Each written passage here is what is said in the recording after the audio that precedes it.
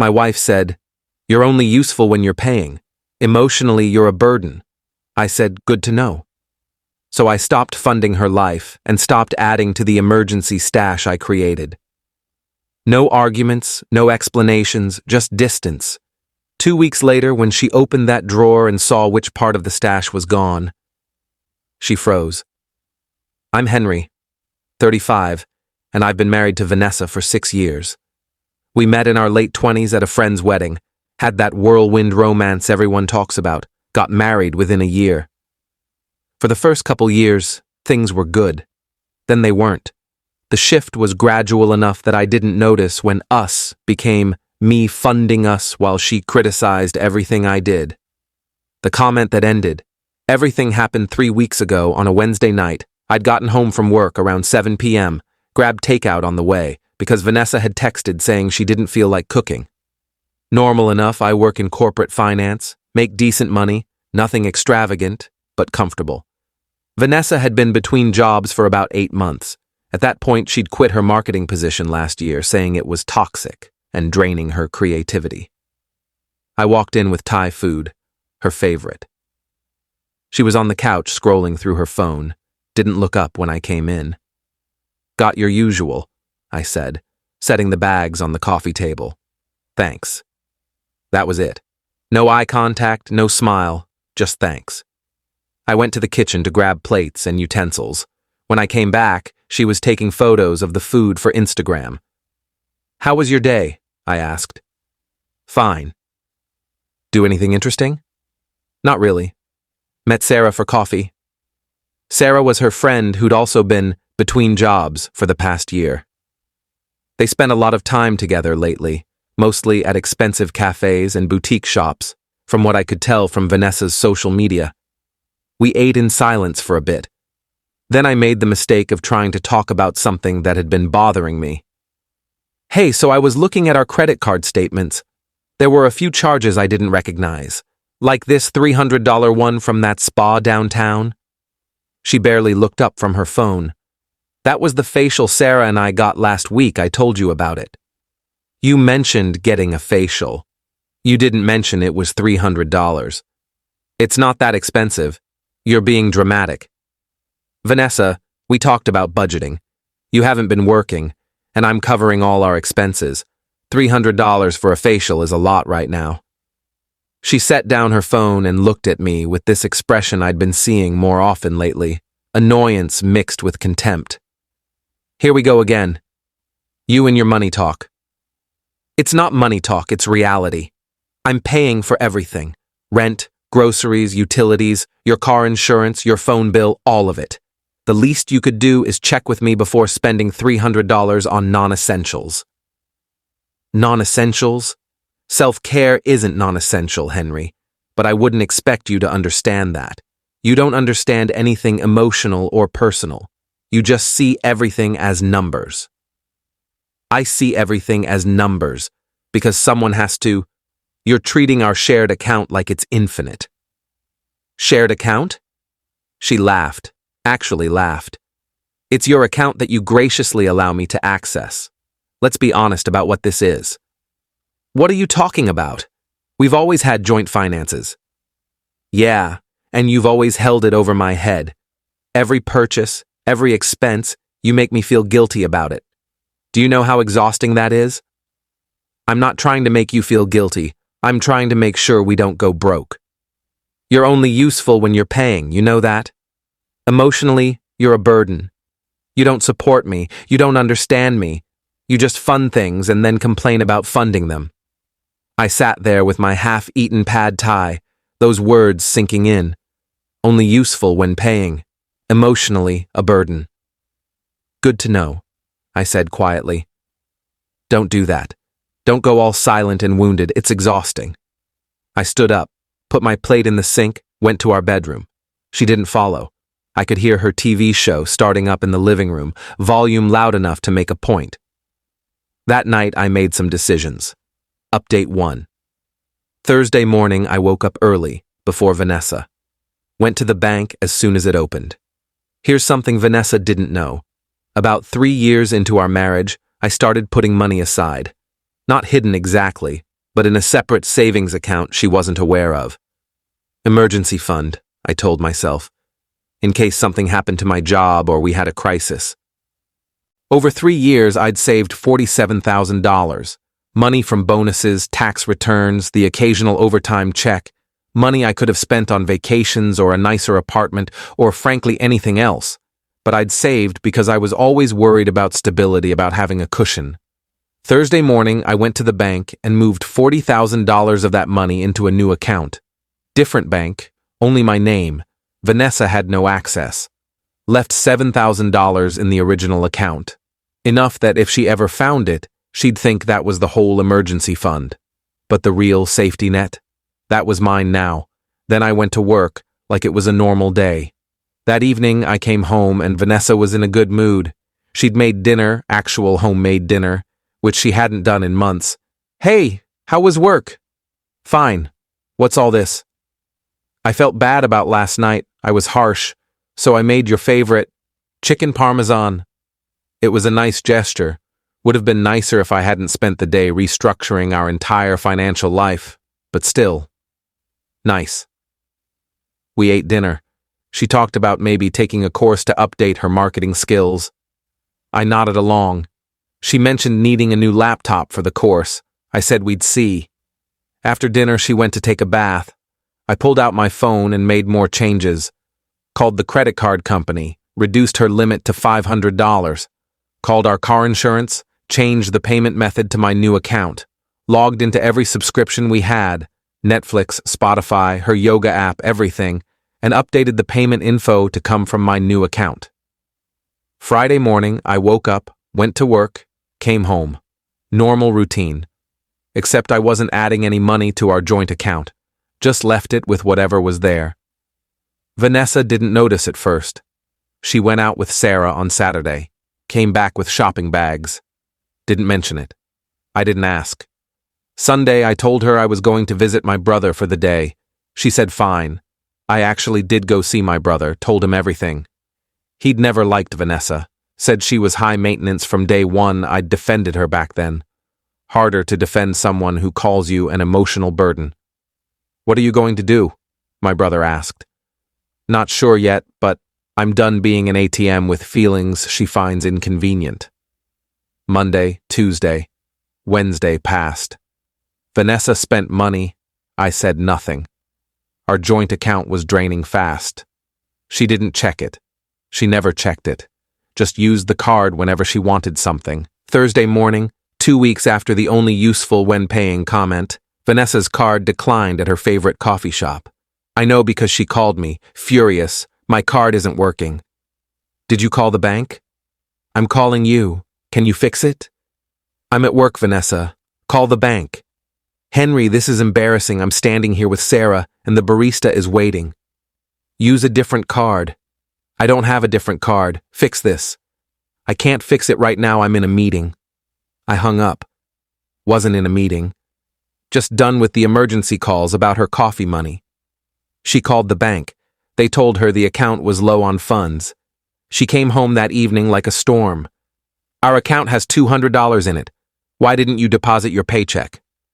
"I did. My paycheck is deposited." "Then where is it?" "In my account."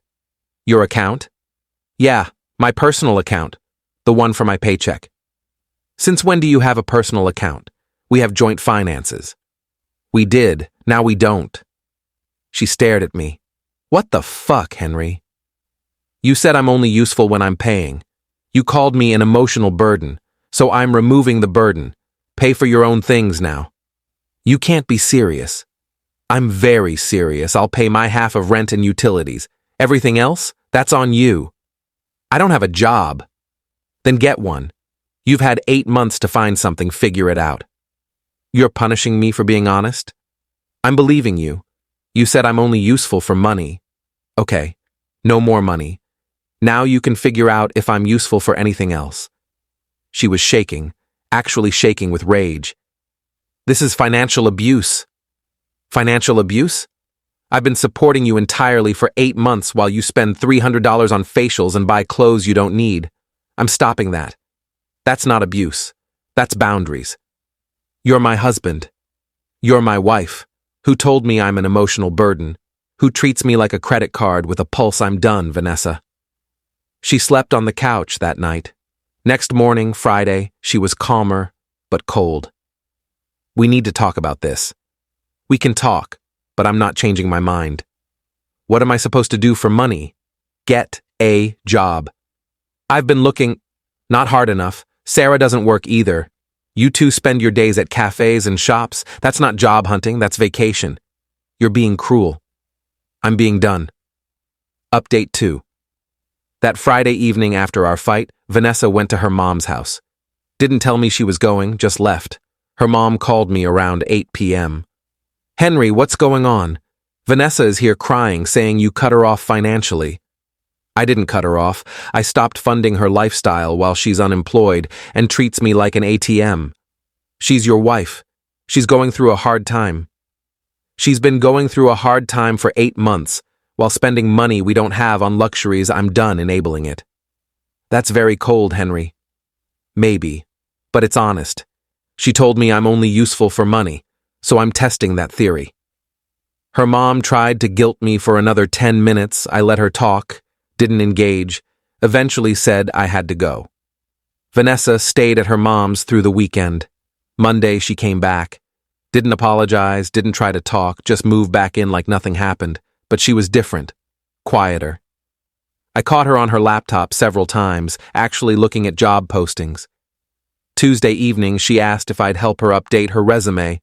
First time she'd asked me for help with anything in months. I said yes, helped her revise it. We worked on it for about an hour. Almost felt normal. Almost felt like we were a team again. Wednesday, I came home to find her crying in the bedroom. She was holding something. Took me a second to realize what it was. The emergency cash. We'd always kept some cash hidden in the house. Started it years ago, both contributing. It was in an envelope in the back of my desk drawer. The plan was to have about $10,000 eventually, for absolute emergencies. Last time I'd checked, there was about $8,500 in there. Vanessa was holding the envelope, counting it. Why is there only $1,200 here? She asked, voice shaking. Ah, right. I'd forgotten about that. Well, not forgotten, more like hadn't mentioned, because I took the rest, I said calmly. When? Last week. Moved it to my new account. That was our emergency fund. Was it? Because I'm the one who contributed most of it. You put in maybe $1,500 over the years. The rest was me. We said we'd both contribute. And then you stopped working and stopped contributing to anything, so I took what was mine. You can't just take money that we agreed. Yes, I can. It was in my drawer, in my desk, funded almost entirely by my income. I took it. It's in an account only I can access now. She stood up, holding the envelope like evidence. You've been planning this. The account change, the cash, all of it. You've been planning to leave me. I've been planning to protect myself. There's a difference. You're punishing me because I was honest about my feelings. I'm responding to you being honest about my value. You valued me for my wallet. Wallet's closed now. Let's see what else there is. She left the room. I heard her on the phone in the kitchen, voice low and angry, probably calling her mom again. Or Sarah, whoever would tell her I was the villain here. Thursday morning, I woke up to find she'd gone through my desk drawers, my closet, anywhere I might have hidden more money. She didn't find anything because there wasn't anything to find. Everything was in accounts she couldn't access. Did you find what you were looking for? I asked over coffee. Fuck you, Henry. That's what I thought. Friday evening, she had an interview. Actually got dressed professionally, did her makeup, left the house with her resume. She was gone for about 2 hours. Came back looking tired but not defeated. How'd it go? Fine. It's a marketing coordinator position. Less than I was making before, but it's something. That's good. Don't patronize me. I'm not. I genuinely think it's good you're applying. Because you're forcing me to. No, because you need to. You've needed to for months. She didn't respond, Just went to the bedroom and closed the door. Update 3. The next week was tense.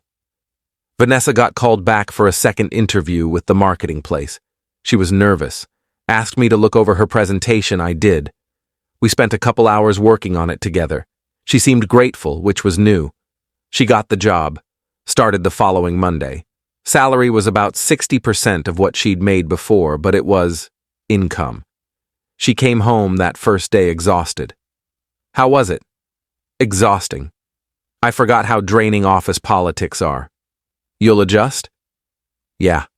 Things were weird but functional. She was working, I was working. We were polite to each other, distant but polite. 2 weeks into her new job, she brought it up again.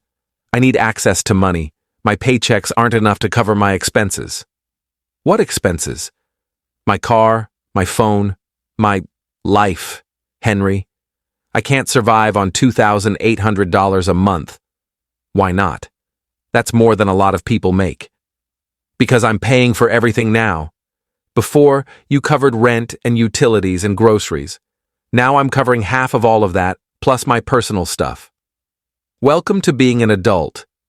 You're being petty. I'm being fair. You wanted me to stop funding your lifestyle. I stopped. You're working now. Pay your share. I can't afford it. Then cut your expenses. Cancel your yoga membership. Stop going to expensive cafes. Figure it out. You used to be kind, you know that? You used to care about me. I cared about someone who cared about me. You told me I was an emotional burden. You told me I'm only useful for money. That person? I don't care about her. I said that in anger. You said that in truth, anger just made you honest. She started crying. Not manipulation crying, real crying, ugly crying. Sat down on the couch and just broke down. I'm sorry, she said between sobs. I'm sorry I said that. I didn't mean it. I was frustrated and I took it out on you, and I'm sorry. I sat down next to her, not close, but near. That's not the first time you've said something like that. You've been making comments for over a year about money, about me not understanding you, about me being too practical. It's been building. That comment was just the final one. I know. I know I've been terrible. I was depressed about not working and I took it out on you. But I'm trying now. I got a job. I'm working. Can't we try to fix this? I don't know if I want to fix it. She looked at me, eyes red. What does that mean? It means I'm not sure I want to be married to someone who sees me as an emotional burden and a paycheck. I don't know if there's anything left here worth fixing. We've been together 8 years. 6 married, 2 dating. Yeah, 8 years. And somewhere in there, you stopped being my partner and started being my dependent, an ungrateful dependent who resented the hand that fed her. That's not fair. Isn't it? When's the last time you did something nice for me? Not because you felt guilty or because you wanted something, but just because you thought I deserved it? She opened her mouth, closed it, couldn't answer. That's what I thought. So that's it? We're done? I don't know, I need time to figure out if I still want this. She went to bed crying.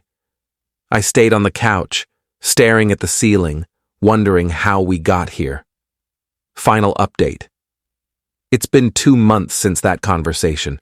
Vanessa is still working, still living here. We're in this weird limbo where we're married but not really together. We split expenses 50-50. She's struggling financially, but managing. Had to sell her car and get something cheaper. Canceled a lot of her subscriptions. Actually budgets now. Last week she asked if we could try couples counseling. I said maybe. Scheduled a first session for next month, see how it goes. Her mom called me last week, actually apologized, said she'd talked to Vanessa and realized there was a lot more to the story than she'd heard. That's something. The $40,000 I moved? Still in my personal account, Vanessa knows it exists now. Asked if I'd put it back in joint savings. I said no. She asked why. I said because I don't trust her not to spend it. She asked when I'd trust her again. I said, I don't know. Sarah stopped coming around. Vanessa told me they had a falling out because Sarah kept encouraging her to leave me and find someone who'd treat her better. Apparently, treat her better meant fund her lifestyle without complaint. Vanessa finally saw through that. My brother asked me yesterday if I think we'll make it. I told him, I don't know. Some days Vanessa seems like the woman I married. Funny, kind, considerate. Other days, she seems like the woman who called me an emotional burden. I don't know which one is real. What I do know is that I'm not going back to being an ATM with feelings. I'm not going back to funding someone who resents me for it. If we rebuild this marriage, it'll be as equal partners or not at all. Vanessa keeps apologizing, keeps saying she understands why I did what I did, keeps promising she's changed. Maybe she has. Maybe she hasn't. Time will tell. The emergency cash is still in my account. The shared finances are still split. She's still working at a job that pays less than she wants, and I'm still here, in this apartment, with a wife who might or might not see me as more than a paycheck. Now that the paycheck isn't flowing her direction, people ask if I regret how I handled it. If cutting her off was too harsh, I don't think so. She told me my value. I believed her. Then I removed that value to see what was left. Turns out, not much. Maybe we'll rebuild something real. Maybe we won't. But at least now it's honest. At least now when she says she wants to be with me, I'll know it's not because I'm paying her way edit. Some people are asking why I'm staying, why I'm considering counseling instead of just divorcing. Fair question. The honest answer is that I'm not ready to give up 8 years without trying. The woman I married is still in there somewhere. I saw glimpses of her when she was working on her resume, preparing for interviews, adjusting to her new job. The question is whether that woman can coexist with the one who called me a burden, or if the burden comment was the real her showing through counseling will help answer that. If it doesn't work out, at least I'll know I tried everything. Edit 2. The emergency fund thing seems to confuse people. Yes, we both contributed initially, but over the 3 years, I put in $7,000 and she put in $1,500. When I took $7,200, I was taking essentially what I'd contributed plus a tiny bit extra. The $1,200 I left was approximately her contribution. So no, I didn't steal from her. I took what was mine and left what was hers.